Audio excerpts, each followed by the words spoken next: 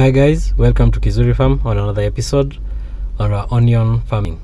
Today we are just going to look at how I'm installing my drip lines and the whole process I go through. I've been taking you guys how I made my beds for the onions, and today basically we are just going to be removing the grass cuttings that you see. That's what I'll be calling the dirt on the beds. I'll ensure that I clear all of them on this portion and the other portion, and also after that we'll start installing the drip lines, and also checking if all the drips lines are okay. So as you can see, some beds are a bit small, so they'll not have the 3 drip lines, they'll only have 2 of them. But yeah, it's better to have 2 than squeeze 3 and you have poor results. The drip lines you can see there are the ones that will be spreading through the farm. They have been covered by some grass, but yeah, there'll be enough to cover the whole field. So I started with collecting the grass in bunches as my team continued finishing with the edges of the lines where the onion beds where the tractor could not reach because it was too close to where the drip feeders are. The pipes, when I say drip feeders, those are the pipes that feed the drip lines. As you can see, my team is working on that side. So as I do that, I'll be collecting these grass cuttings in the whole field, and hopefully I'll be able to finish that today.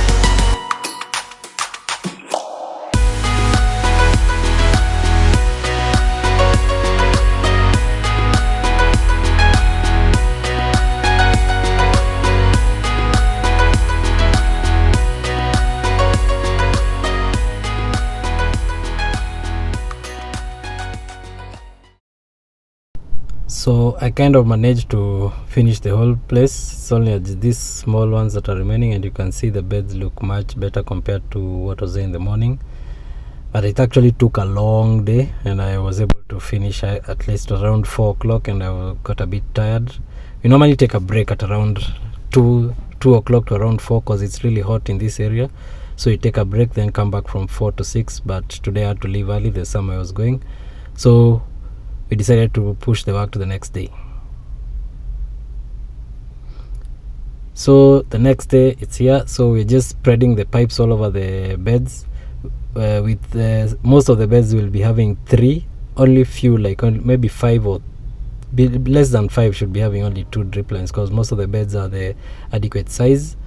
So me and George today will be spreading the pipes as we also check the drip feeders. When I say the drip feeders, I mean where you connect the drip lines to the main source. Those are the drip feeders, and if they are clogged, you'll not have a good flow of water to your beds, and so it will mean some of your harvest will not, or some of your onion seedlings or onions that you transplanted will not do very well.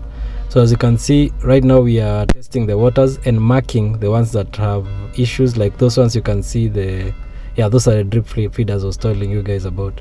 So the ones that are still pouring, they have issues with their knob, and we have a few which have some small cuts, and so they are leaking. So we need to repair all those, and so that's the day's work for today, is just to repair the pipes and also ensure that the bed is well, the drip lines are well fitted.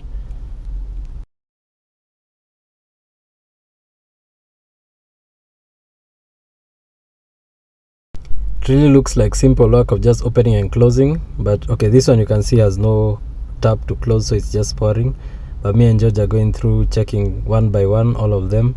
It's important to open them and see that the water is coming out, because some of them you might notice that water is not coming out and maybe some soil is stuck inside, or there's just an issue there, so you have to unclog all of them. So that's what we are doing today. Looks simple, but it's very important to do.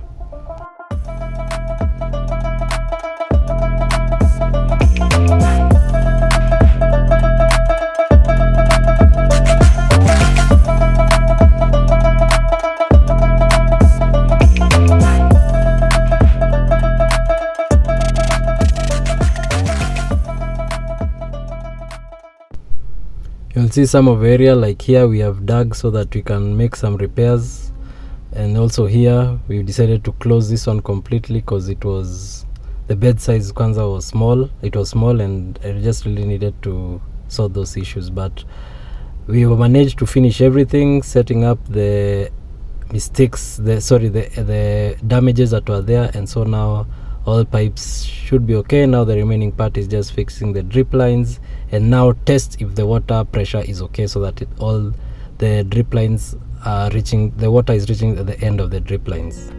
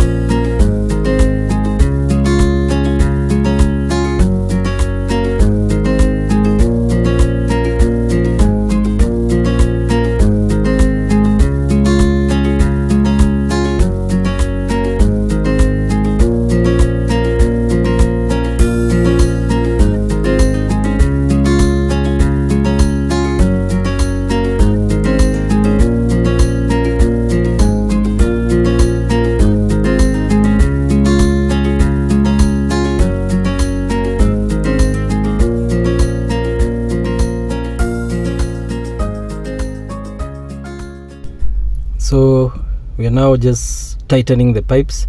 As you can see, I have some pegs. These are called the sticks, are those I call pegs. So we tighten the drip lines with the sticks at the end, so that the lines are firm and straight and don't move around, because you can't leave them like the way they look right now.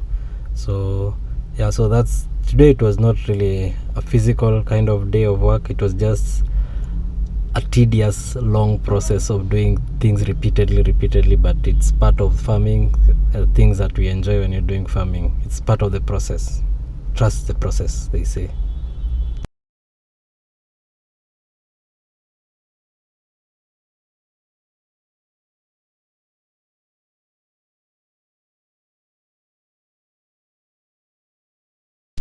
So guys, I got the field ready. Everything is ready. All the pegs are in order. Now the only remaining part is to test the water and see that the water pressure is reaching the end from one end to another. And as you can see, I opened up the pipes and nearly all of them were perfect. Water was going all okay. There are only some few pipes leaking here and there, which we changed because I had extra pipes. So from there, I believe we are now ready to do the transplant, which I plan to do on Friday. This is like on a Tuesday, so I'll plan to do that on over the weekend, Friday, Saturday. From here you can see all the beds and the whole farm looks very neat and really impressive after all that work we've been doing for the last 2 weeks. I'm happy that we have now finished. This maize area and beans area will finish the drip line, setting up the drip lines for there. The funny thing was, I was testing, I realized a lot of birds were coming just to drink the water that was from the pipes. As soon as I move away from near the pipes, they come there and they start drinking the water. I believe that's it for today. Thanks for the love you guys continue showing me. The subscriptions are still going up. Thank you for subscribing. And yeah, take care. See you in the next video. Peace.